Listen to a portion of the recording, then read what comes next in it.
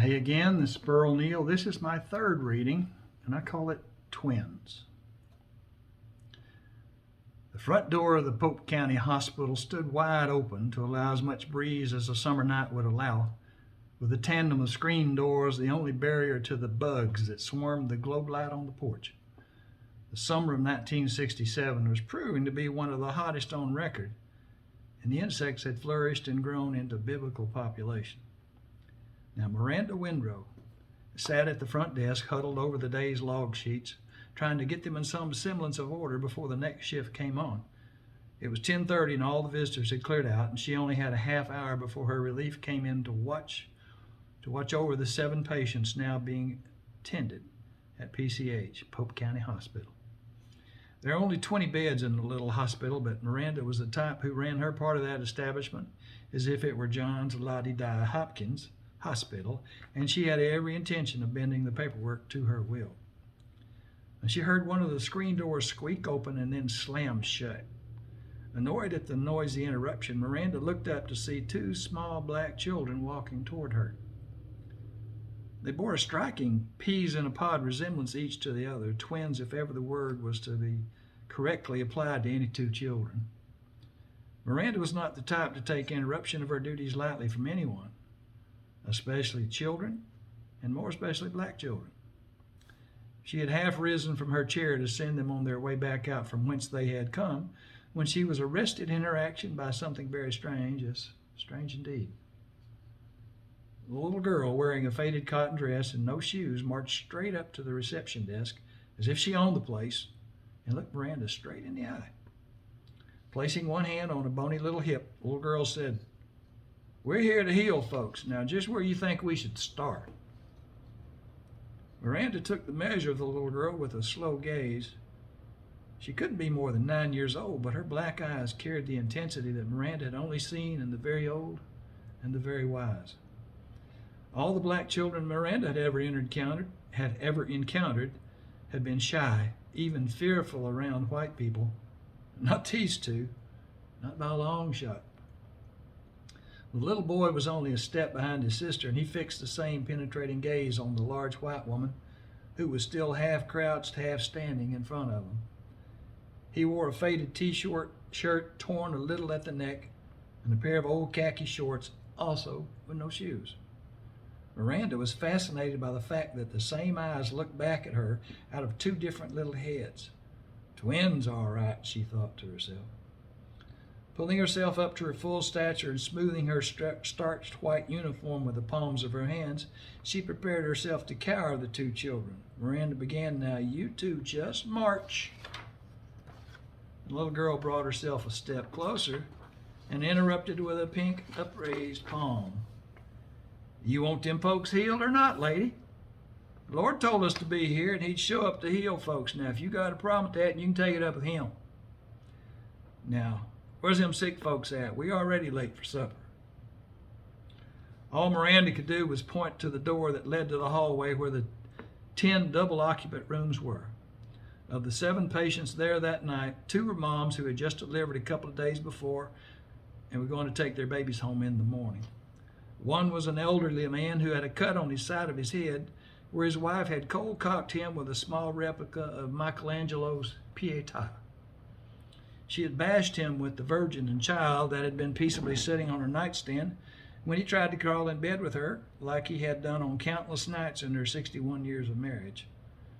She apparently had one of her confused spells again and mistook him for the Mexican gardener, whom she thought was a nice enough man, but still she wasn't putting up with those kinds of shenanigans from no foreigner. No, ma'am. The old man bled like a stuck pig until Doc Carmichael could get a few stitches in him. He was going to be all right, but Doc wanted to keep him in the hospital overnight for observation and to protect him from further mayhem from misapplied artwork. 3 more of the patients were the Dawson kids, Luke, Babs, and Dottie. They were in the back seat asleep in their daddy's old Plymouth when Mac Dawson, 3 sheets to the wind on clear liquor, had plowed into Dill Manger's old John Deere out on Route 93. Dill dove off at the last second, and Mac staggered away from the wreckage unhurt, but Luke and Babs got mild concussions, and Dottie suffered a dislocated shoulder. All three would go home in the morning. Well, Dill's John Deere, however, would never plow another row, and the aged Plymouth would never salt another farm implement.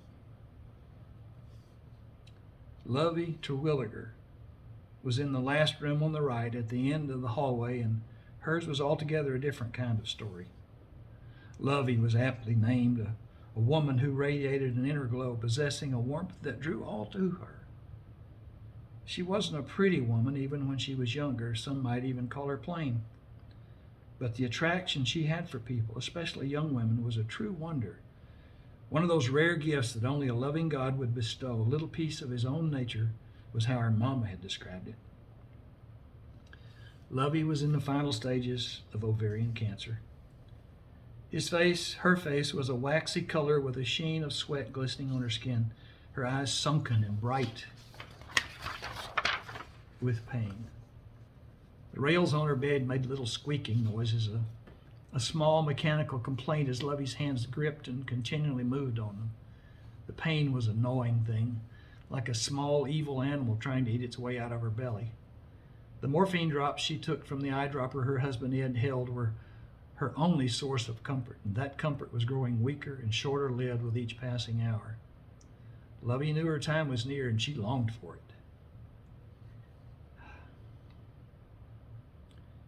She longed for it to bring the agony to an end for her and even more for her Ed. Well, Ed was a simple man who'd always operated under a deficit of words. In their 35 years together, there had been times when Lovey had resented his closed-mouthed nature, had longed for the flow of words that would let her know his heart, the depth and width of his love for her, to let her have a way to plumb the sea of their life together. But the last 2 years had banished all of that from her thinking. Still, with few words, but with actions that spoke volumes to her, Ed had completely given himself to tending to her every need, and those needs had grown to be quite considerable in the last few months. His tenderness often brought tears to her eyes, hating her own blindness toward this loving man.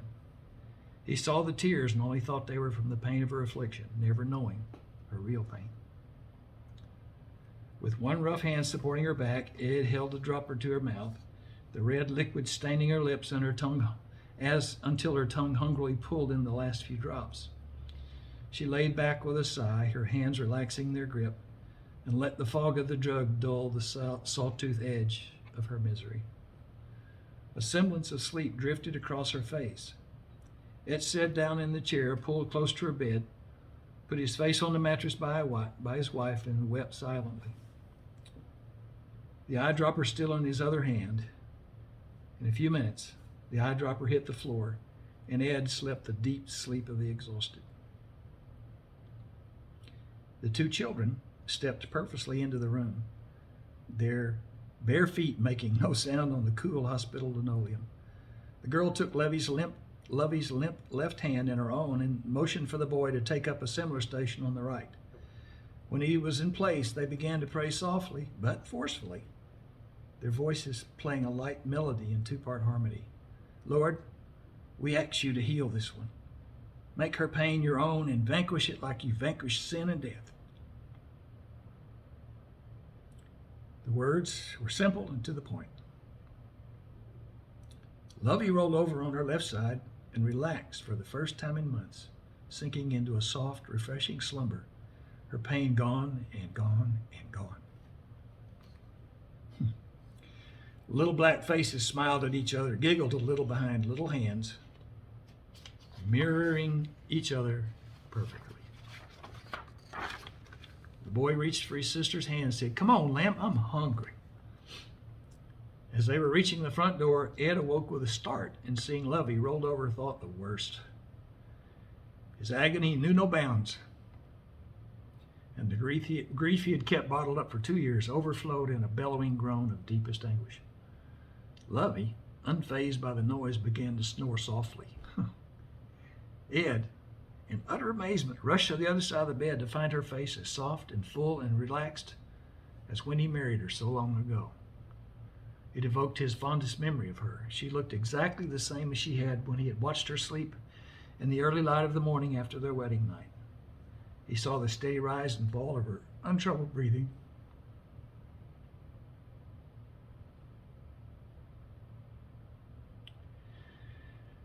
and sank to his knees in bewilderment and delight. Well, the two walked out the screen doors of the hospital, purposely letting them slam behind them, hand in hand, giggling and talking about the ruckus their gift caused. A little later, still hand in hand, they bounded onto the back porch where their mama was doing the week's washing. She asked them where they'd been, and they said, "Oh, up at the hospital, Mama, healing folks." "Okay," she says. "Get washed up. Supper's already on the table."